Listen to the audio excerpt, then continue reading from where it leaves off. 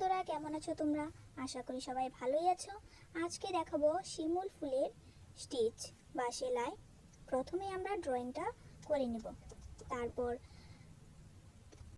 তারপর কমলা রঙের 2 তার সুতা নিয়ে চেইন স্টিচের মাধ্যমে একে একে সবগুলো ফুলের পাপড়ি আমরা দিয়ে নেব।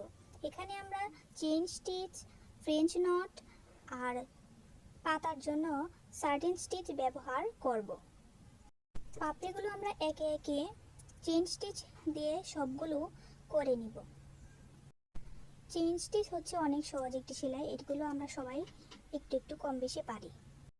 তারপর ফুলের মঞ্জুরগুলো একে একে ফ্রেঞ্চ নট দিয়ে করে নেব। ফ্রেঞ্চ নট সেলাইটি অনেক সুন্দর এবং সহজ। এগুলো আমরা প্রায় সব ফুলের মাঝখানে ব্যবহার করি। তোমরা কে কে ফ্রেঞ্চ নট সেলাইটি পছন্দ করো জানিও। কেমন আছে